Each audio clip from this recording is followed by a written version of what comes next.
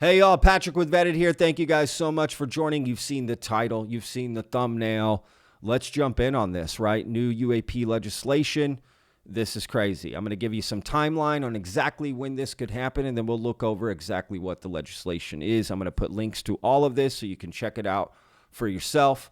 Again, if you like the video and you like our content, please hit the like button. That helps us out a lot. If you love us, leave a comment. I'd love to read, your thoughts on all of this. And if you're a super fan, you'll subscribe. We're trying to get to 500 subscribers by the end of the week. I know it's possible. Thank you guys so much for the support. It means everything, okay? Let's jump in. All right, right here. Got this article from the Daily Mail. Is the U.S. government preparing to announce aliens? This is the Senate's proposed UFO-controlled disclosure plan and how it would work. That's basically what people are getting behind, right? Like the government is getting ready to tell us. So this is how they're going to lay out to do it. I mean, honestly, this is how they would do it, right? So what are the details? Let's jump in. And first of all, I'm going to put a link to this act so you can see it right here. And you can read it, right? Look at all this, right? So I'll put a link so you can check it out yourself right here. Unidentified anomalous phenomena disclosure. All right. And real quick, what is the National Defense Authorization Act? The National Defense Authorization Act, which this would be a part of, right, that they're talking about, is for fiscal year 2024. It's an annual bill proposed in the United States Congress that redefines the United States military budget for the following year, right? Each chamber of Congress introduces a version of it, the House and the Senate. They each pass a version, and then, right, it has to come together as one to get through. So, right, each side goes, well, this is what we think, this is what we think. Okay, let's meet in the middle, right? So they're both behind this. They're both behind getting this, making this happen. So here we go. Let's read this. The Unidentified Anomalous Phenomena Disclosure Act of 2023 would direct the National Archives and Records Administration to collect and disclose records on unidentified flying objects or unidentified anomalous phenomena no later than 25 years after enactment, with the presumption of immediate disclosure, and exercise eminent domain over recovered technologies of unknown origin and biological evidence of non-human intelligence, okay? Extraterrestrial intelligence, right? Because when we say non-human, right, we mean otherworldly or dimension or time or whatever you want to, it could be, that may be controlled by private persons or entities, right? Private contractors, maybe just a person, right, that works, I don't know, right, just anything, anyone other than the government, but also the government. The Intelligence Authorization Act requires people currently and formally under contract with the federal government to make all UFO, UAP material and information and a comprehensive list of all extraterrestrial or exotic UAP material available to the All-Domain Anomaly Resolution Office, or AARO, which is headed up by Dr. Sean Kirkpatrick. Is that a good thing or a bad thing? I don't know. People aren't too, people don't really believe in AARO on the UFO community side of things, right? There's just been a lot about that. You can find your own details on that. I've made a video about Dr. Sean Kirkpatrick and some statements he made that don't line up. I agree. It's interesting. Think of all the things David Grush has said about Dr. Sean Kirkpatrick. But, if we're going to play ball, this is what we're going to have to do, right? There's people on the UAP side of things that aren't exactly trustworthy as well, and they're going to be along for the ride, i.e. Stephen Greer, Dr. Stephen Greer. So let's jump in. Right here. So real simply, this is a great graphic to show exactly how this would work. Government's 300-day plan to announce aliens. Okay. Excuse me. Number one, president has 90 days to choose 9 people for review board. All right, so when does that 90 days start? And how does the this National Defense Authorization Act work? Well, every year it gets passed in December, at the end of December. So this would basically begin January 1st, right? So he would have up until the end of March, basically, to get this review board put together. And it would consist of a lot of different styles of people that they want. And he would be able to put recommendations forward on who it could be, that sort of thing. So it's a mix of like sociologists, scientists, right? Government employees who work with data, right? All kinds of different people within this. And the key is they can't have worked for some of these legacy programs or whatever, right? So we can't bring in people from the UFO community to then be on the review board. They need to be neutral, which I agree with. Then step 2, government handovers. What? Hands over. That's a weird way to, am I reading that wrong? Government handovers all, Government handovers all UAP records to review board in 300 days, right? So they have a deadline, y'all. Then the review board has 180 days to investigate each case. Now, that is a little confusing because I can't find any information on it. It's like, can they take each case and take 180 days and then next case another 180 days? Because that would just go forever. Or is it just 180 days to investigate all the cases? I think it's more what I just said. I think it's the latter, 180 days to investigate all the cases. Step 4, the review board must publish determination within 14 days after review is completed. That to me is a key figure, right? That we get that information quickly. It's immediate disclosure. So they're looking to get on this now. Now, is it to just silence us and move on?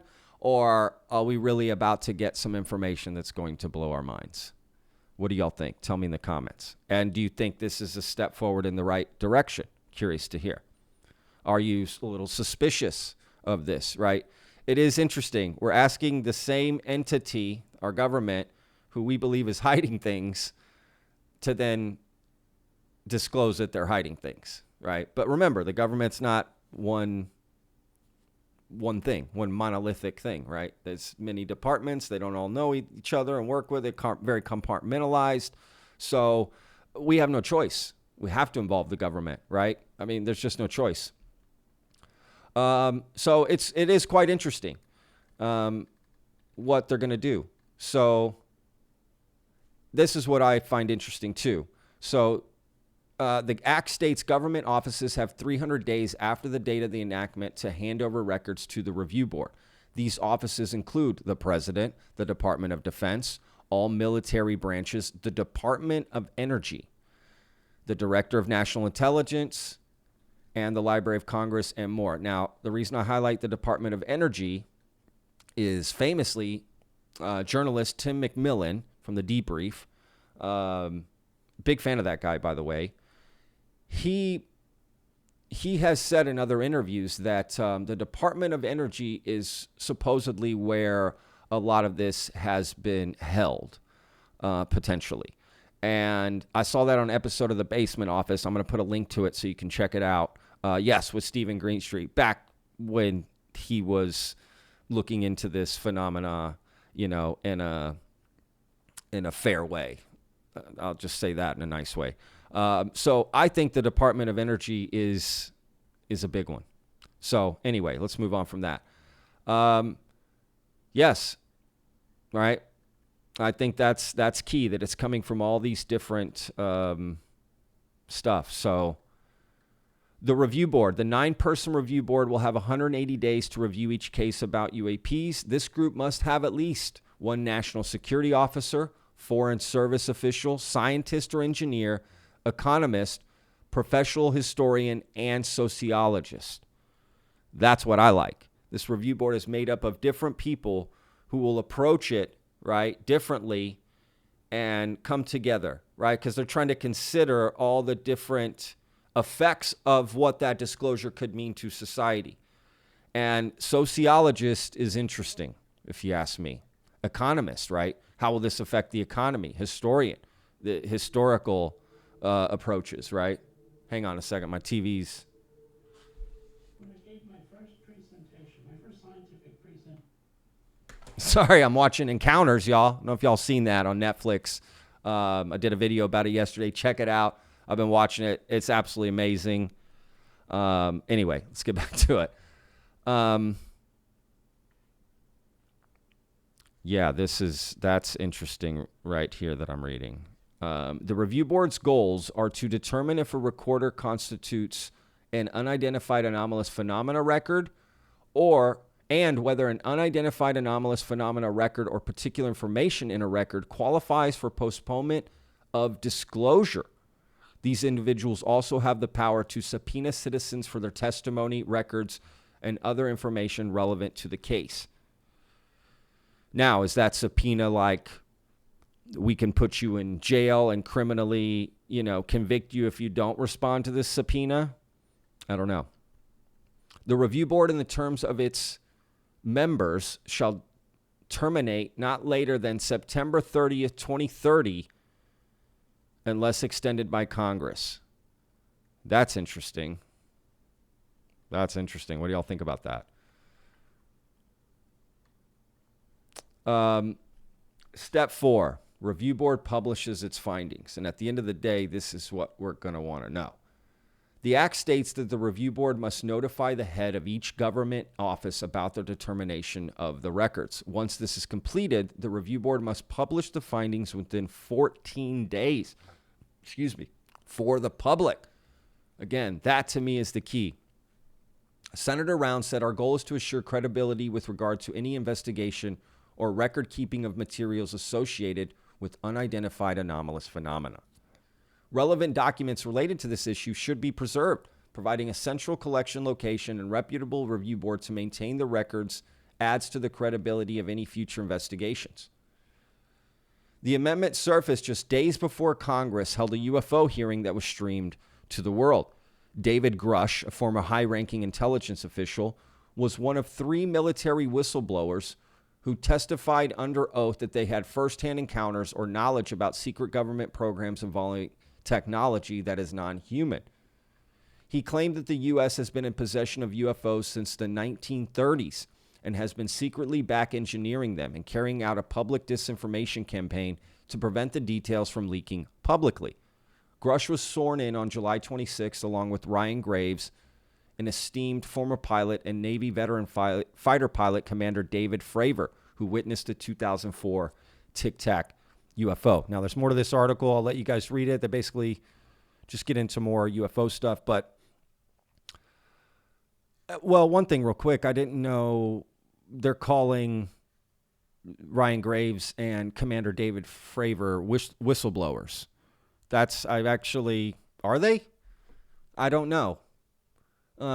David Grush used the Whistleblower Act, right, that was put into place that sort of gave him sort of a protection. That's what he was waiting for to come out. David Grush is an official whistleblower. I'm not sure about the other two. That's interesting. What do y'all think? So what do y'all think about all this? What's going to happen? Again, this will all be put into place in the new year. The National Defense Authorization Act for fiscal year 2024 will be signed at the end of the year in December. That's when it's signed every year. Last year's too. So yeah, I'm totally. I got a bug in here. What the? Get out of here. What the? Sorry.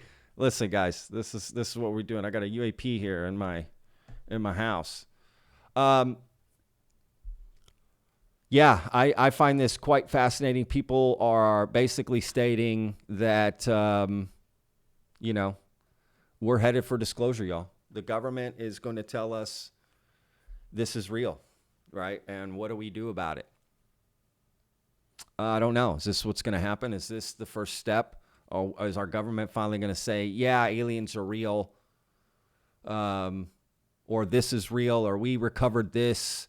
What do you think? I mean, is it going to be like, well, what do you think? Or, I'm just so curious how they're going to present the findings, right? Is it just going to be like these typical hearings they've had in the past where they show some blurry picture and, right? Like some of these reports are just kind of nonsense. So I don't know. Is this the biggest thing to happen to UAPs, right? For disclosure? Yeah, in my opinion, it is. It is.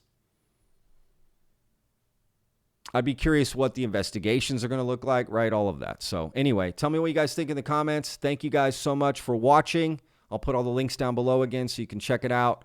We'll see you on the next video. Remember, guys, life is a gift. Peace.